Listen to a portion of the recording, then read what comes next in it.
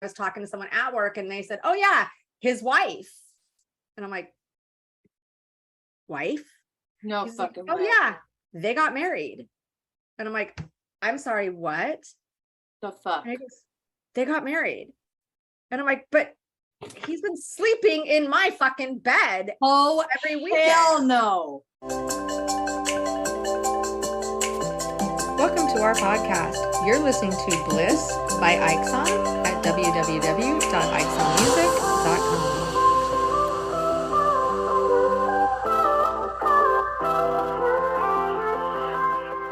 Welcome to Why Complain When You Can Whine, making sense of the senseless. Three professional women attempting to make sense of toxic nonsense while drinking wine or whatever libation you happen to have.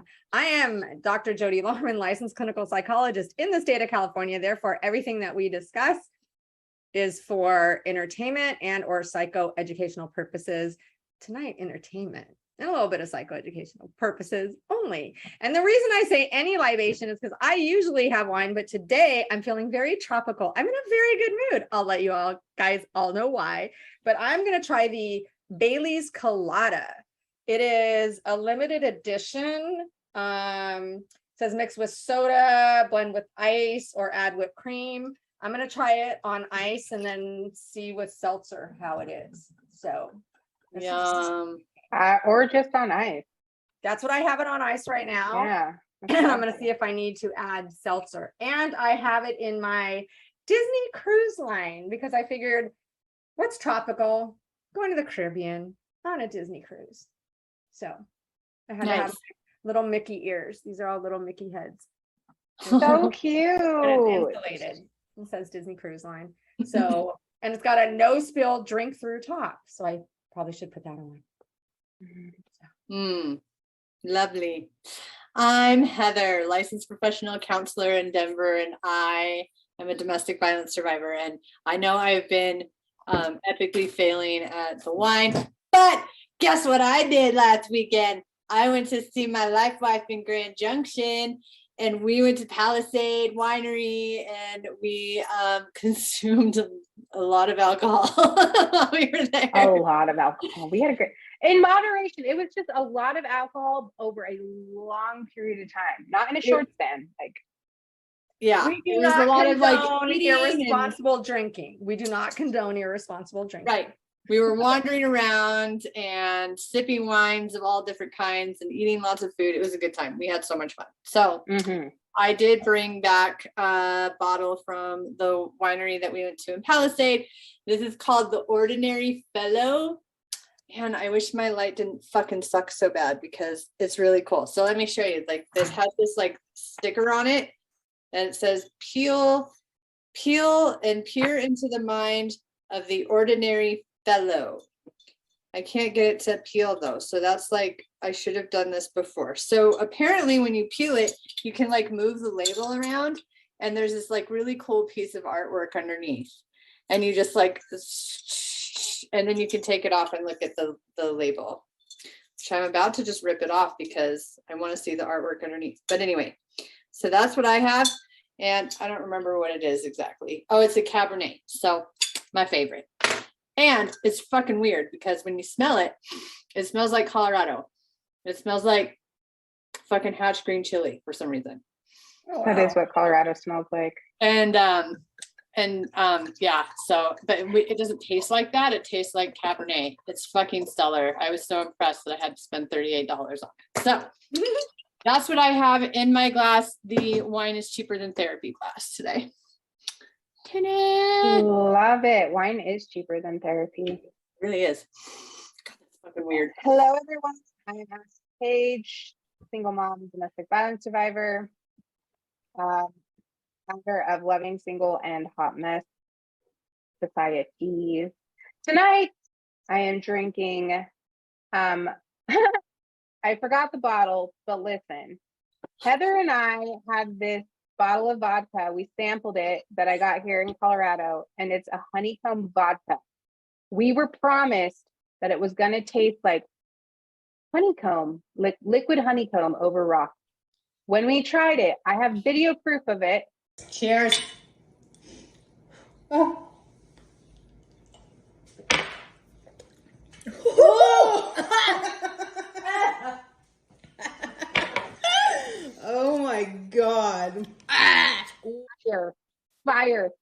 mouth was numb, my throat was numb.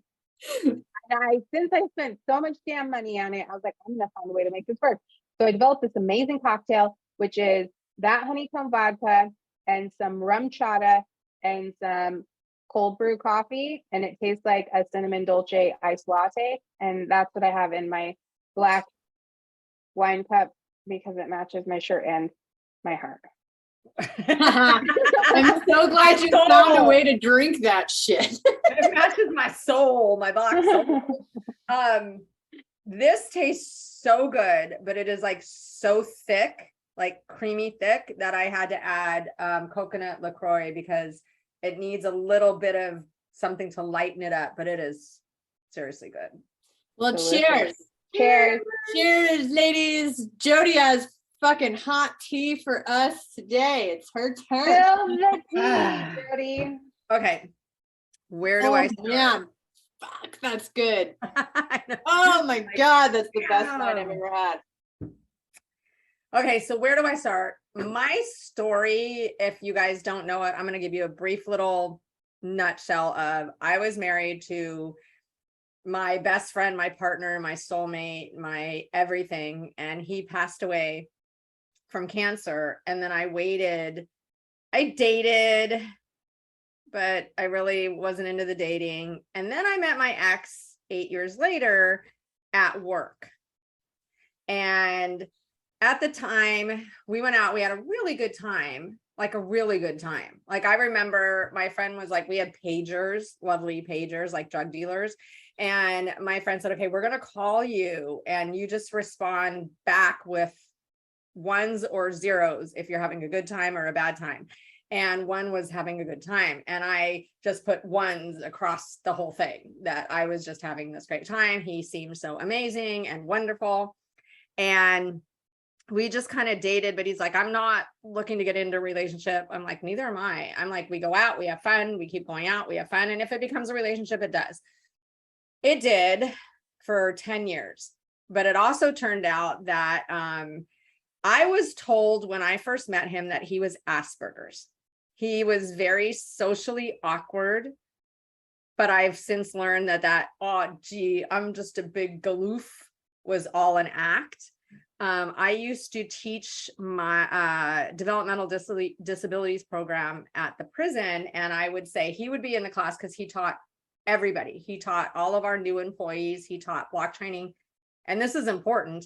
He taught block training to every single person, free staff, custody, everybody knew him at the facility. At one point or another, everybody encountered him. And he was number one in seniority. And so I would teach the class and I would say, we were talking about Asperger's because before 2013, Asperger's was a separate diagnosis from autism.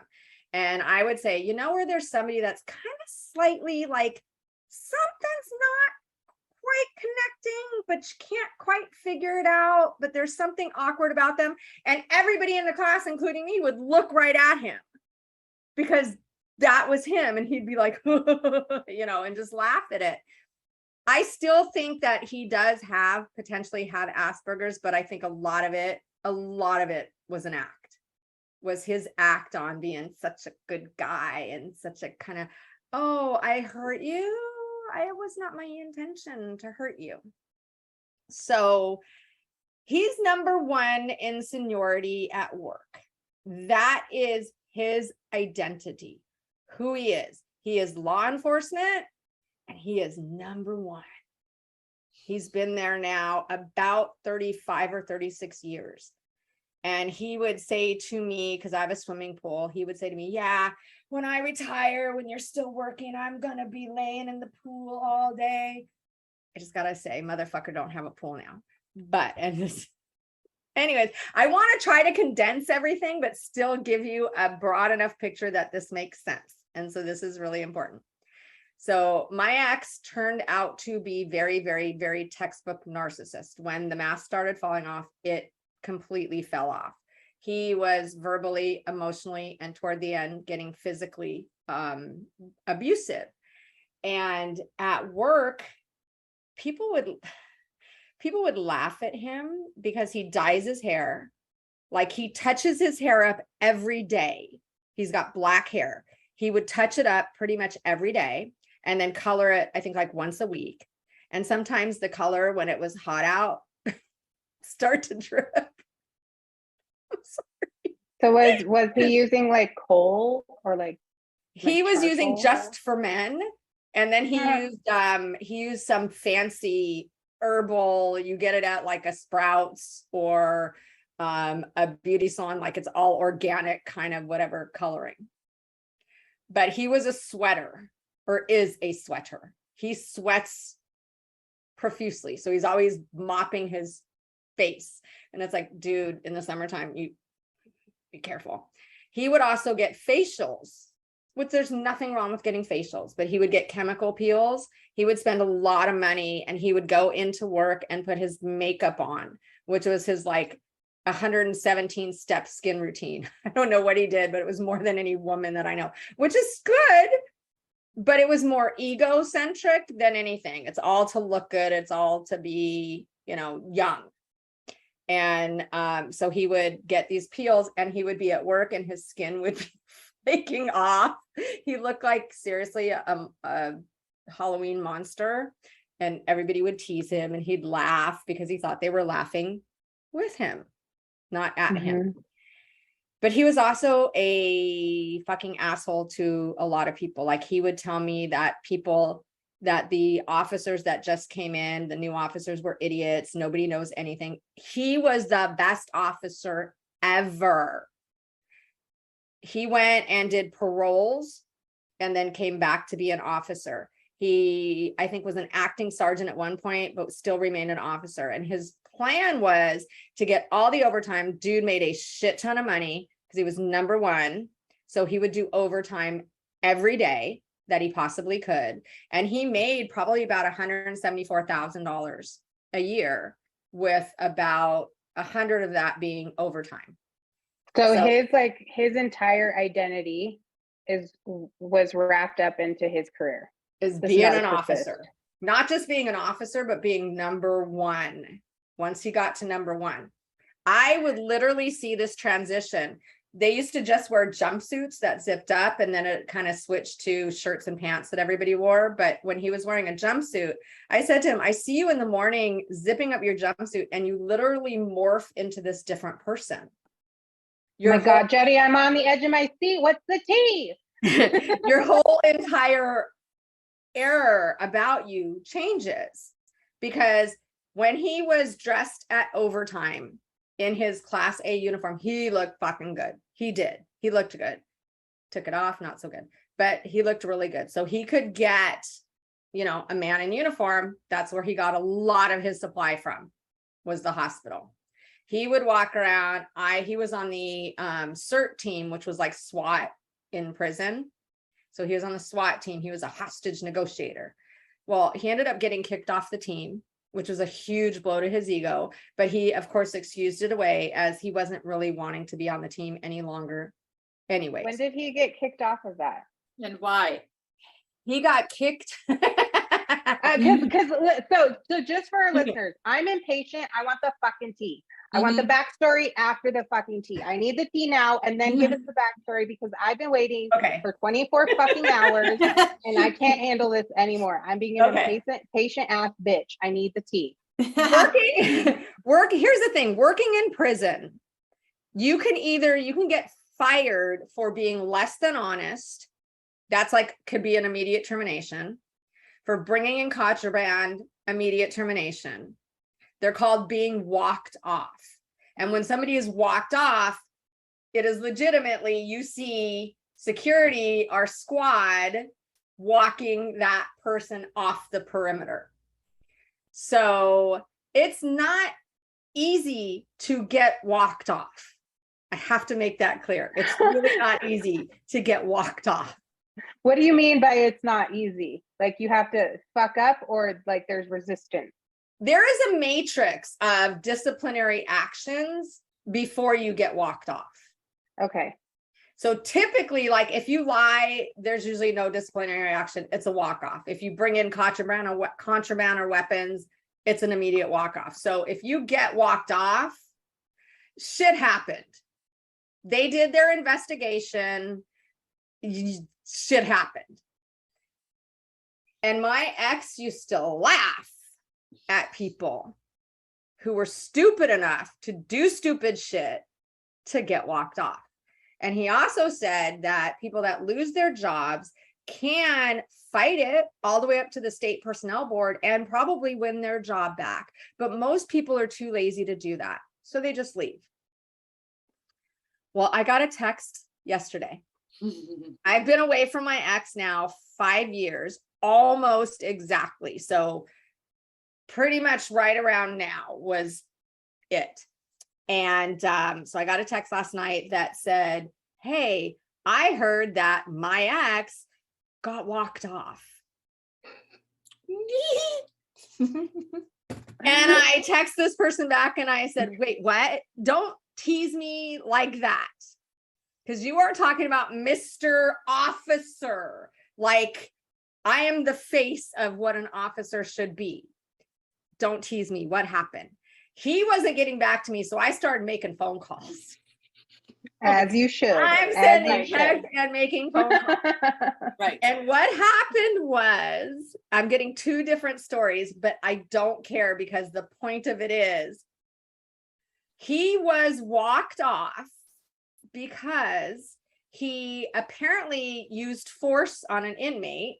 And when you have use of force, you must write a report on it. So from what I heard, an inmate got too close to him, and I guess he pushed him or kept pushing him, or there was some sort of altercation. And Mr. I taught use of force didn't write a report. Now, what got him? They were body cams. The good old body cam. He was placed under investigation, apparently. And the inmates, see, in the past, it would have been inmate's word against his word, and he would have won. But the body cam don't lie. So Mr. Number One in seniority, who taught use of force, who taught cover your ass, who taught every single new employee that entered that institution, was brought down by the camera, of which he would take pictures of himself and send them to me, and of his little best friend down there. Dick pics. I have every fucking angle of dick pic you can imagine from him. He would even bring his camera to work and take pictures at work of his little guy doing his patrols. Half mast, full mast, whatever mast. Oh, I have so many pictures from work. But I guess he forgot that the camera doesn't just face him. Camera faces the inmate. Yeah. Poetic justice. I am 3 guys that I talked to said, why are you so happy? Why wouldn't I be happy? Why wouldn't I be happy? I said, are you kidding me? Okay, for one, they're like, you still have feelings for him. I'm like, no. Okay, my feeling is disgust and wanting to vomit. Right now, my feeling is glee because karma is a motherfucking bitch. And for anybody who is like, I didn't do anything vindictive to him, and I could have fucked him over in court big time, and I didn't. I took the high road. I was Michelle Obama, and I took the high road. And I cannot tell you that I didn't regret it. I cannot tell you that I didn't wish that I took the low road. I cannot tell you that I didn't wish that I could have fucked him up. But I was waiting for karma. And karma happened. And you the wait thing, so patiently. and Way more patient than I am. The reason I'm so happy too is because honestly, this man being a narcissist, his entire identity was around, I am the top dog in this place. And in the whole state of California, I'm pretty fucking high up there too. I'm in the single digits. But people are asking, why didn't he ever promote then if he was such a top dog? Well, his excuse was, I'm going to wait till right before I retire and then promote up. And if I'm at that salary for a year, that's my retirement salary. Well, motherfucker didn't get to do that. His So wait, hold on really quickly, because I want to know this. Okay. Is when you get walked off, what happens to all of his, I mean, because I don't know. I mean, I don't know how the prison system works, but I know how, like, for example, like when like my mom had a really amazing job, and you know, like when they retire, and when you retire out of a position, there are certain perks and benefits, and then you've got your 401k and all of that jazz. So what happens when you get walked off?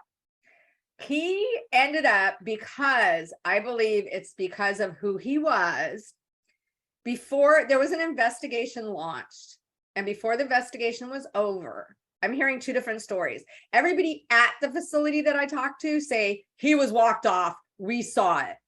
Somebody that works at regional headquarters said, no, he wasn't walked off. He was interviewed. So maybe that's what everybody saw. And I'm like, I don't give a fuck. All I know is every person that saw it spread it, and that whole entire facility, because when you get walked off, everybody knows. Mm-hmm. Your name is garbage. And How people does the jail didn't like him. When I left him, I didn't know that everybody didn't like him until after I left. That's when they all told me that they really could not stand him. So I bet that people were like I know people were spreading that shit like wildfire, because one of the people that one person that I spoke to said somebody outside of work came to him outside of work and said, hey, did you hear what just happened? So that shit spread really fast. But what they do is oftentimes they will say to you, the investigation's almost up, so you can roll the dice and then fight it if you lose, or you can just leave now with all of your stuff intact. And all so, of the benefits and everything. yeah. Wow, and those state benefits, man. So that's what he got. He will be making 90% of his salary, so he's not going to be hurting.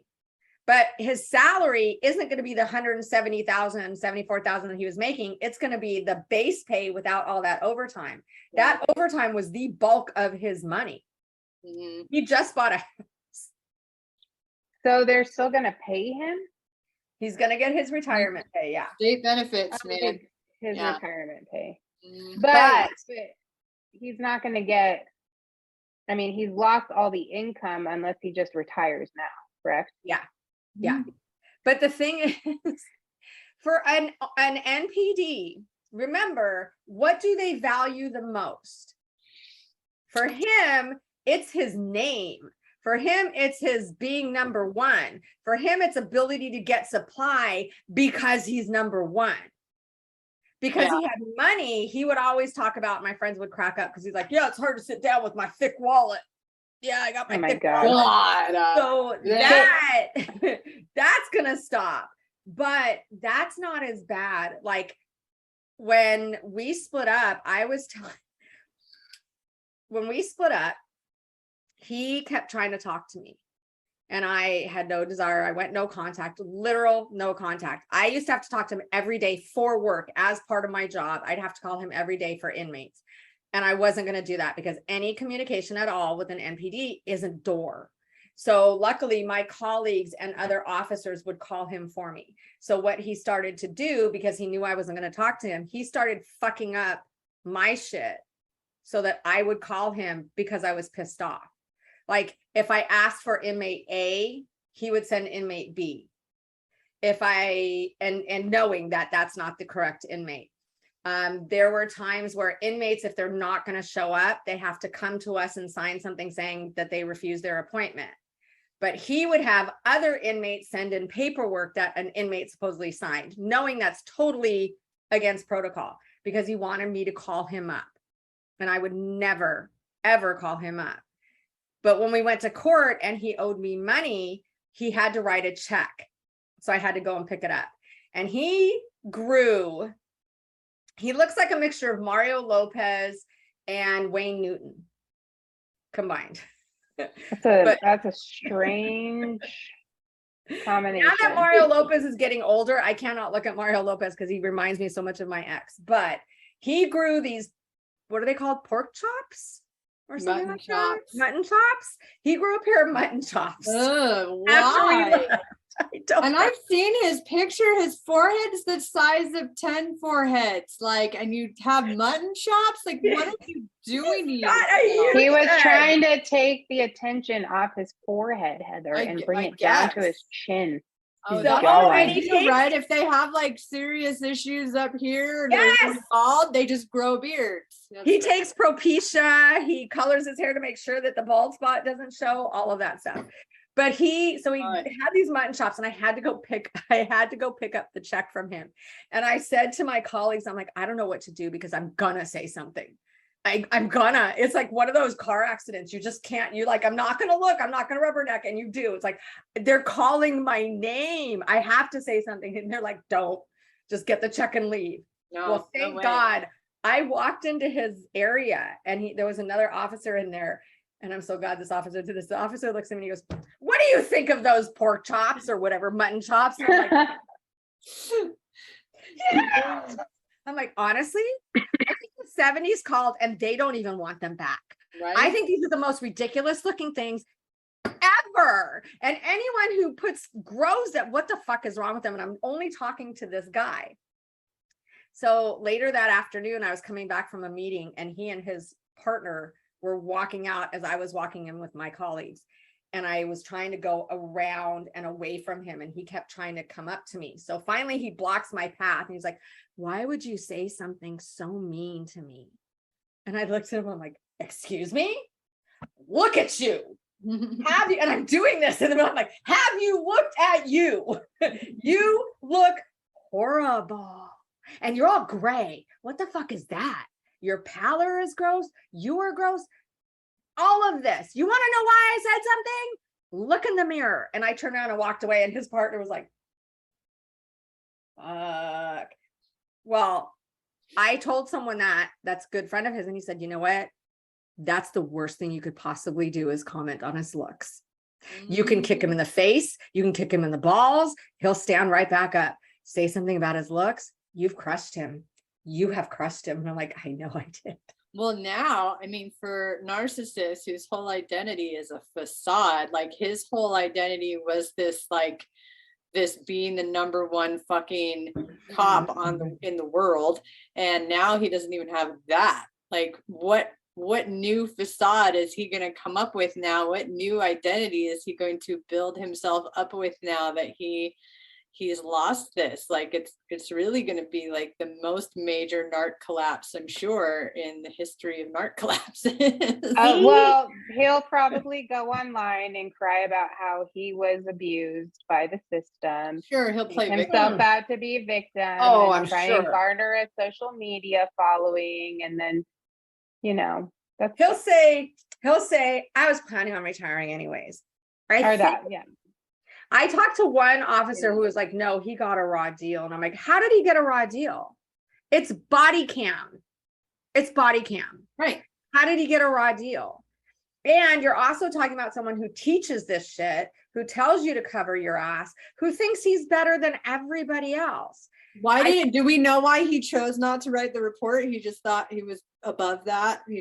I don't need to write the report. I'm special.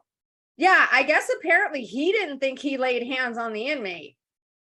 Well, he didn't even think there was a reason to write a report. But that's no different than any narcissist I know or have heard of who commit some atrocious behavior or act, and they're like, I didn't do anything. I didn't do that. And then plays the fucking victim because they can't be held accountable for their behavior. And if they are held accountable for the behavior because they have a body cam on them, they're still the fucking victim.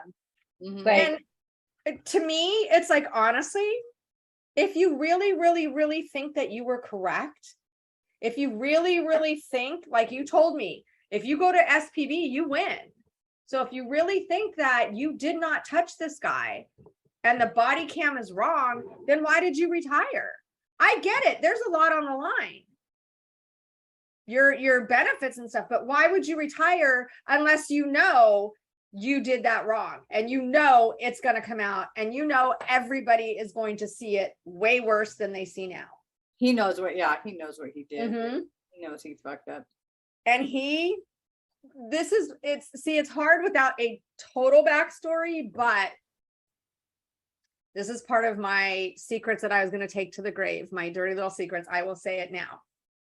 So when we started going out in 2008, and then weirdly, this girl started hanging around him when he was teaching.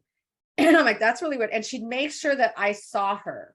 Like she'd walk in and she's like, oh, I have lunch for so-and-so. And I was like, dude, we just started going out.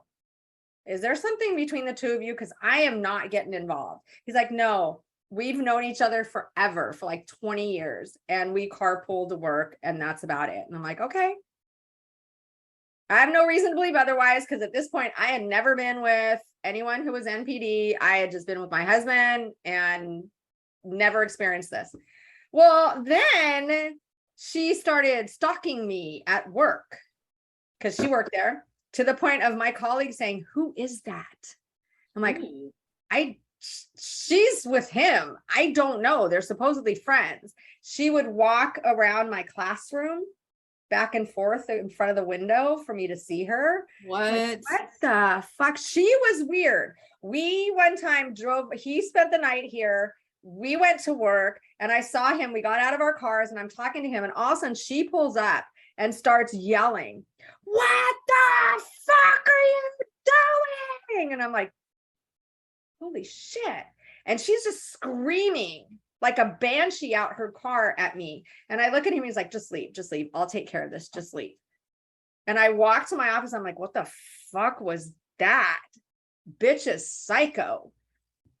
And he told me later, he's like, I talked to her. She said, apparently I was talking to his penis and that upset her. That's what he told me. I'm like, I can't believe he even told you that. Yeah. I'm like, what the fuck? So because like, that would imply that she owns it. Well, that's what I was like. She's psycho too. And he goes, she is. And when I first saw her, she had an engagement and a wedding ring set.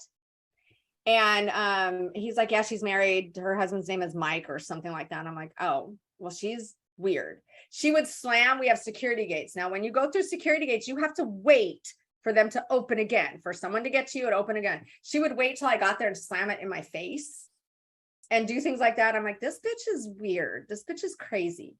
In 2010, I found online a wedding invitation for him and her for November or September of 2011. And the date had already been changed twice. And I'm like, I went up to him with all of it, just handed it to him, walked away. I'm like, I don't know what the fuck this is. And I left. And he's like, oh my God, she is so fucking psycho. She did that. She put that on there.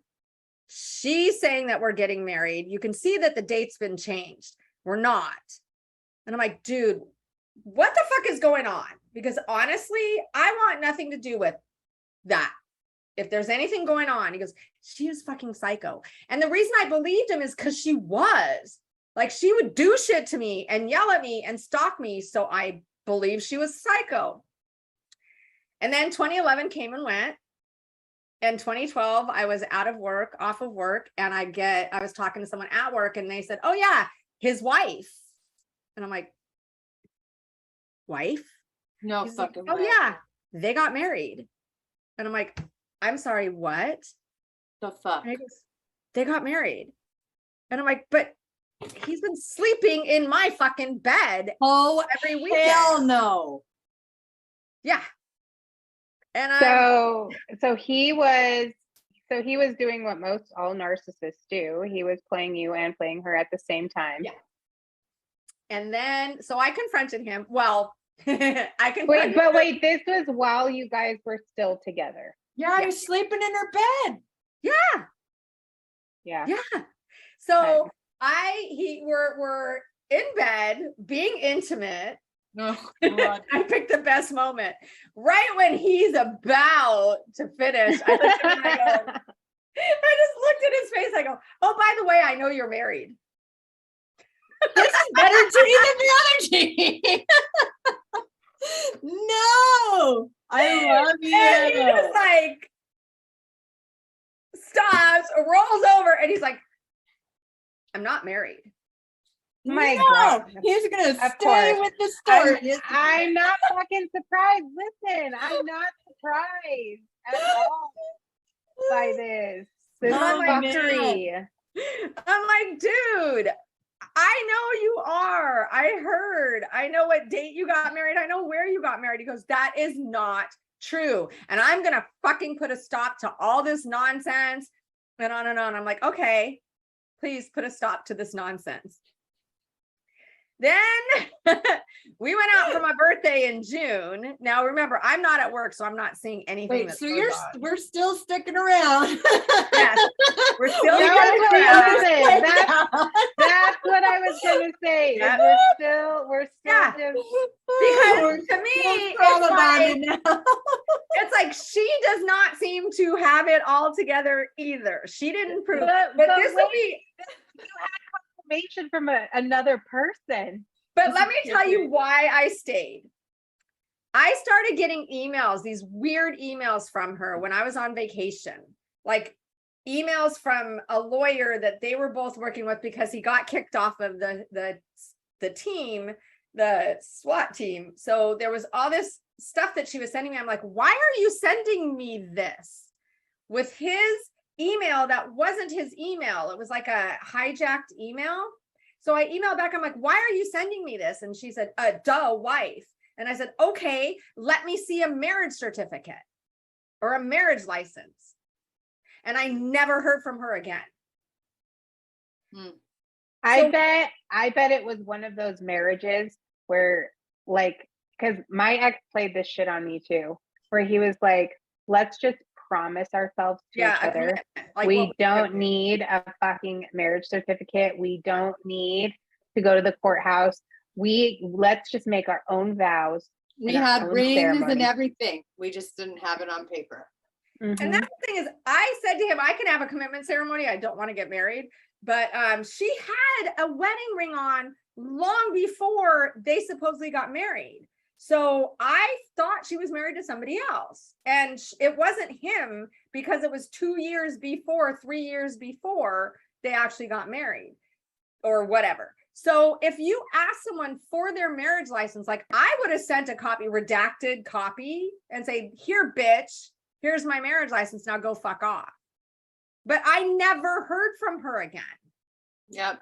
So she didn't have it. He was never going to get it on paper. So that's why I thought, okay, so he's not really truly married. He just doesn't want you to know. But what?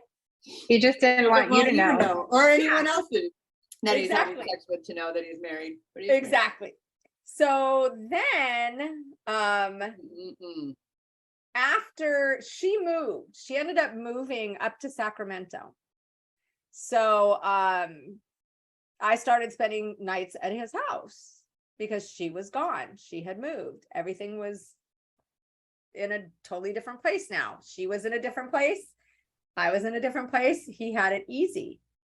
And then he would tell me, I'm going up to see my mom. I'm sorry, I have to change this. I don't think I told you guys this. So sorry. So sorry, guys. This is the first alcohol I've had in 2 weeks. So, and I'm just so happy and excited. So it's hard to keep everything in a flowing thing. But back in 2016, he was telling me, 2015, he was telling me that he had to go up to Sacramento where his parents lived because his dad had died. His dad died and he was really upset and sad. And I was planning my son's bar mitzvah and he didn't want me to go with him because it was just going to be a very private, family, personal thing. And for some reason, I thought, you just get a feeling that something's not right. So I called him a couple times and I got this message of the person you are trying to reach is no longer in the country. And I'm like, what the fuck? I've never got that message before. I'm like, did the motherfucker go to Mexico? Well, at the same time, I was also getting some weird calls from Japan and China and Russia on my phone. So he called me a week later and he's all, I'm in front of the mortuary. It's really sad. Everybody's really sad. We're planning the funeral. It's really hard. And I said, really? Because I called you and your phone was out of the country. He's like, no, honestly, I've been getting some weird shit happening with my phone, like calls from Japan and Russia and all that. I go, so have I, but why was your phone out of the country? He's like, it wasn't, it never was. And I'm like, okay, that's fine. I believe you. Have no reason to not believe you. Then I found, yeah, his ex's Facebook was not private. And I think it was not private on purpose.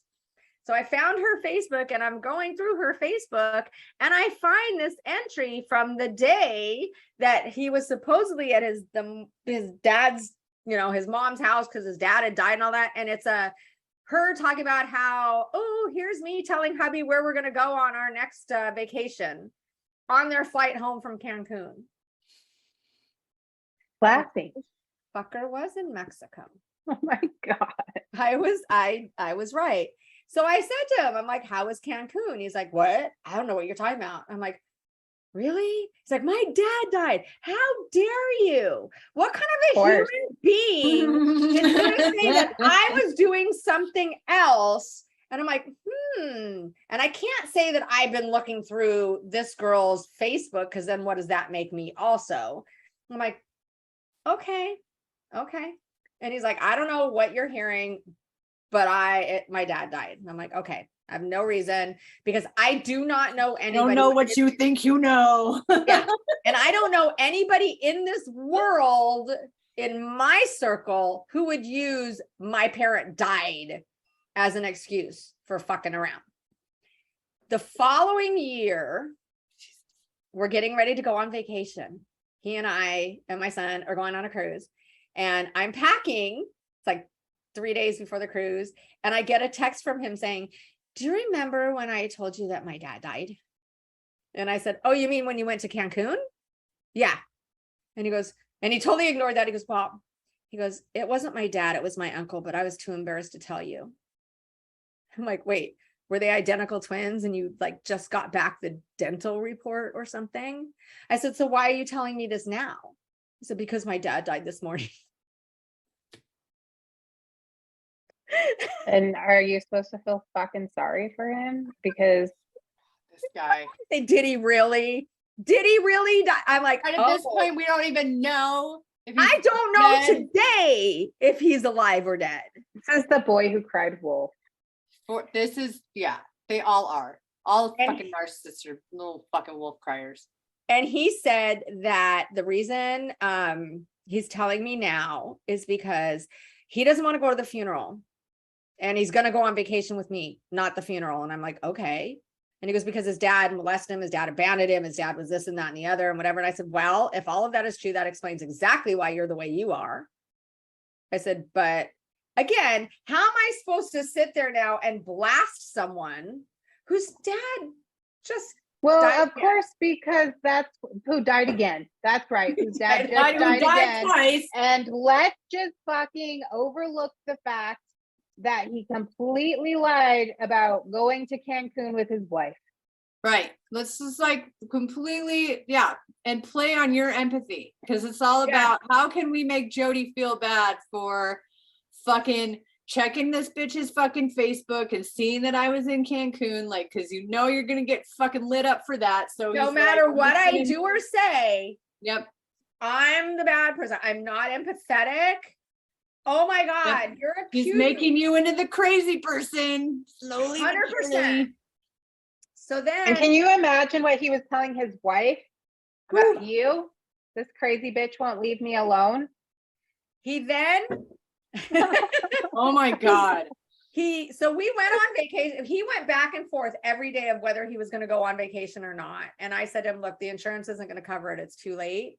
So we went on vacation. But what I found out, I don't have a guarantee on this, but I'm going to place money on this.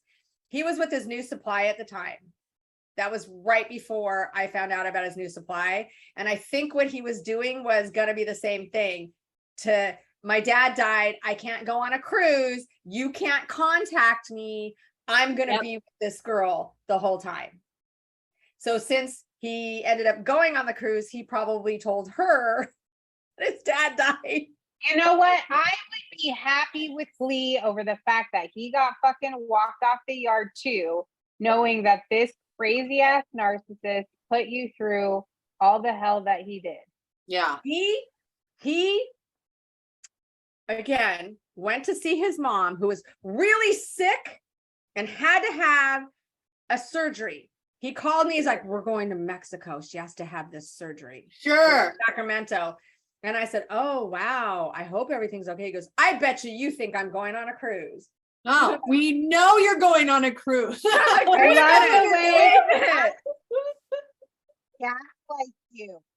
I mean, like, it's fucking like. Yeah, I'm like, what? Why would I think that you're going on what? Where would that pop into my head? I said, okay, no worries. So what I did was I went straight to her Facebook.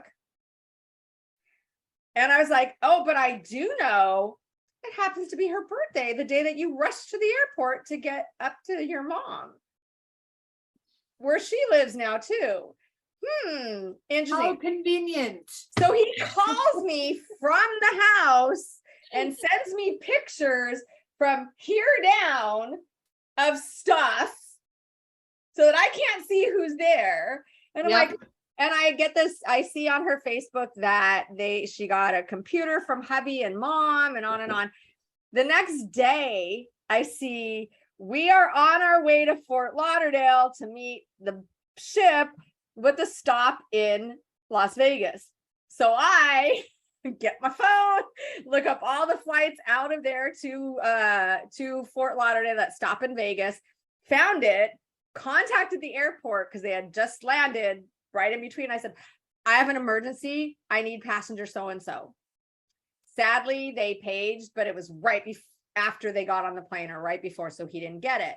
So I'm like, okay, I know they have a Wyndham timeshare, Fort Lauderdale. Looked at Fort Lauderdale airport or wherever they said that they were going, Orlando, I think maybe it was, and got the flight number, called the Wyndham, and I said, you have a reservation for Mr. So-and-so, because you know they won't tell you if they do or not. So I just said, you have a reservation? They said, yeah. And I said, please tell him he needs to call this number. And I gave him my son's number, which he did not know because it was a brand new number to a brand new phone. I said, please tell him to call this number ASAP, emergency. And they said, what is your name? And I was like, fuck. I just, you know when you do, you know when you do that, you're like, oh shit. I go, and I gave him my friend's name. Okay. And then I called the airport and I said, I need passenger so-and-so. And they're like, okay. And I said, they said, what's your phone number? And I said, well, aren't you going to page them? They said, that's not what we do. We page them again, then give them the phone number and they'll call you. And so I gave him my son's phone number. And again, they asked for the name and I'm like, and I threw out my friend's name. And then like the flight came in at 6 o'clock. We just waited and no shit, 6:30, my son's phone rings. We didn't answer it. And then my house phone rings. I didn't answer it. And then my cell phone rings. And I didn't answer it. And I'm like, oh, you know that motherfucker's freaking the fuck out because he knows that it's me and he knows that I know. And now he's going to have a really bad time. And then she like took pictures, but she didn't take any pictures with him. But there was a picture of his arm. And I said to my sister, I'm like, that's his arm. I know that shirt. I know that's his arm. So I took everything that he had here, which is a shit ton of stuff. And then I drove to his apartment or his condo and opened up the garage and sure as shit, her car's sitting there. So I just put the box. I put the box of stuff right in the middle of the garage where he would have to pull in and hit it. So he saw it and then went no contact for a while. He was calling me and calling me and calling me. And then he was bugging me at work. And finally I went and talked to him and I go, dude, you need to stop this shit. I'm fucking done. He's like, let me explain. No. We went with my kid. No. We went with her husband. And I'm like, seriously? And then stupid me, he's like, I want to marry you. And I'm like, dude, Yeah, of the minute course. I say yes, you're back to doing your same shit. He's like, no, I'm going to prove it to you. I'm going to prove it to you this time. Every And time. we went ring shopping and we got the rings and everything. And yeah, he was done with her for the time being because that's when he found this other one. Mhm. I was like, because that's the one you knew about. Yep. And then, so when I went to get the check that time, I said to him, so you did get married? And he goes, it was only for a short period of time. And I said, dude, the fact that you walked down a motherfucking aisle and said to God, in front of God and your friends, I don't care if it lasted 1 minute after that, you still did it. But what happened to her? Is she still around, or did she figure it out and get the fuck out? Supposedly she moved up to Sacramento, where headquarters, and started working at headquarters and taking care of his mom. She is the one, because with narcissists, there is typically going to be that one that lasts forever. Yeah, Because codependent. they don't forever. leave. Yeah. Mhm. So I think Yeah. that's her, because he even supposedly she even knew about the next one. She knew about his one before me. So supposedly she knew about all of them and just waited until her time. And then I did, because I had his truck keys and everything. I went in his truck one time to put something in his truck and took his phone and went through his phone. And there was this whole long message from her. And I wish I would have sent it to me, but I didn't want him to know I went through his phone. But it was all about how this gave me some peace, that he never gave them a chance because of her, because she was always there, because it was her all the time. So I was like, oh, okay, at least I came in between them too, so at least it wasn't totally in vain. But supposedly that their relationship suffered because he was with me. But when we went to court, I asked him, I said, so he brought his new supply, who is now wearing an engagement ring. And I said, oh, so you got engaged again? He's like, no, she just wore it to antagonize you. And I said, really? I could give a fuck. And I like, do they really think that we believe their lies? It's literally like a 5-year-old lying to me with a piece of string cheese in their hand, saying, I didn't grab the last piece of string cheese. I'm not eating anything. It's all falling out their mouths and everything. Yeah. And it was funny because at that point I was done. I was so over it, didn't matter. But I said, oh, so when did you get divorced? And he goes, oh, a long time ago. I mean, because I had thrown it in there so subtly that I didn't give him a chance to make an excuse. He was like, oh, and he's like, and I go, no. You already told me. I love it when they backpedal. You're like, and so revenge is so sweet. Revenge is so sweet. I'm happy for you, Jodi. To my credit, okay, to my credit, because people are like you, how did you say, why did you say if you heard he was married? But I went back to Facebook memories, because I'm like, what was I doing that weekend? Because I know exactly when he got married and everything. I said, what was I doing? Why did I not? Because he left my motherfucking bed to drive to his wedding. That's why I didn't. It wasn't so blatantly obvious. He woke up in the morning, I'm going to go see my kids, which he normally does. Well, wasn't his kids, I'm sure, and went and got married. And then I think the following weekend he was back in my bed. Yep. So that's why would I understand, because I would think the same thing, like, well, if you knew. But it's like all of the evidence, and you want to see the evidence that's in your favor, not the evidence that's not. And so when I say, hey, show me a marriage license, and you can't, that's in my favor. When you're getting up in the morning on supposedly the day before your wedding out of state or out of the area, I am not thinking you're going to your wedding. No. And when you're back normal in people, bed, we don't do shit like that. And when there's a closet full of clothes and shoes and all of that, because I was literally like, people were at work. This one lady, once we split up, this lady at work, she goes to me, I was helping him plan his wedding. He had a pretty big wedding. My God. I'm like, are you fucking kidding me? What She's a fucking show. You know what? He gets he deserves everything he's got coming to him. You know that saying, have the life the day you deserve. It's just, it's not like I wish harm on people, but when I see people do shit like that, like what he did to you, I don't feel sorry. No. Now that he's getting his comeuppance, I don't fucking feel sorry for you, man. He sure as fuck didn't feel sorry. No, he didn't feel sorry at all. If I don't wish bad on people, but if that's God's will, who am I to prevent it? He created this though. I was not vindictive. I did not do anything. He did this all to himself. I did not have a hand in it in any way, shape, or form. So there's no guilt on my end. And he's gonna get his money. I'm fine. He's getting his money because the thing that matters most to him, he has lost. Completely. The karma bus finally came, and I would wish I was there to just kind of on his way out.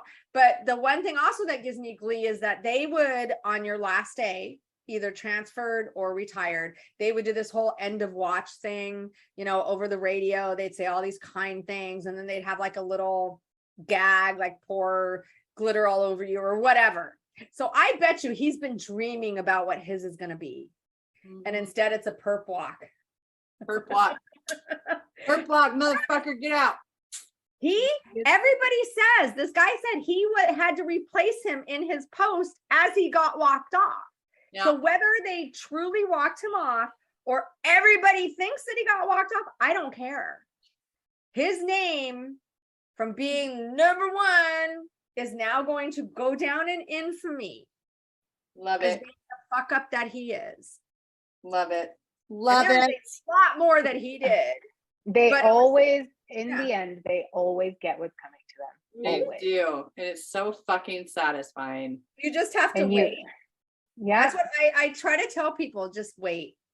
Just wait. Live your life. Enjoy your life. Be successful in your life as far as success is. I'm happy in what I'm doing.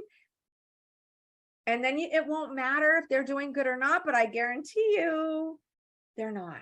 This was my birthday month, my birthday gift. Yeah. The best form of revenge is to sit back and allow karma to do its job. Mm-hmm. Yep. Absolutely. Happy birthday month to us, Jodi. To you too. Happy birthday month to you both. Cheers. So I already got a head start on some good fucking news. And I'm sorry, it's not that I'm happy about someone's demise. It's yes, you are. You are allowed to be happy about someone. No, it's not that I'm happy about someone's demise. It's when someone earns that, then I'm happy. I'm happy for his demise. He went out with the dignity that he deserved. Yeah. And someone said to me, they're like, you're so angry. And I said, no, I know how he treated me. I said he was verbally abusive. He was emotionally abusive. And in the end, he was getting physically abusive. So I know him and he deserved. Don't tell me he got a rod. He got a cushy deal. Yeah, a sweet deal considering what kind of piece of shit he is. And so, Mr. I'm going to be relaxing in the pool. Motherfucker. You don't even have a pool now. Neater, motherfucker. Unless it's a wading pool and you ain't gonna fit. I need a bumper sticker that says neater, motherfucker. And you know what else? Sure. You know how they don't like to be alone. And they can't be alone. And he is not with his supply that was after me. So I'm sure he'll find they always find somebody. They always have a new target. Well, he also just had a birthday. He just had a big birthday and he's old. He's 60 now. So that wearing the uniform to get all the people because he looks good in his that ain't gonna go anymore. That ain't gonna now. Good luck with that. Now. And so I'm gonna call him Paul Blart from now on. Because that's what he's going to be doing. He's going to be a mall cop now. So I got to stay in law enforcement. So I'm going to be a mall cop. So maybe when you guys come out here, we might have to go to the mall.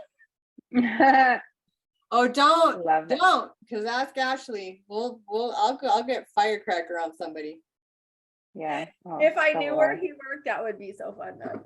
Just to walk by and go, hey, Paul, Ashley will yell in his face. got a segue? I will. Heather saw that. I am scared.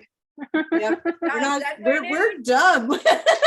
We're risky. Listen, we almost got our asses run over last weekend, and I turned around and had some choice words for that man. Yeah, we were snappy.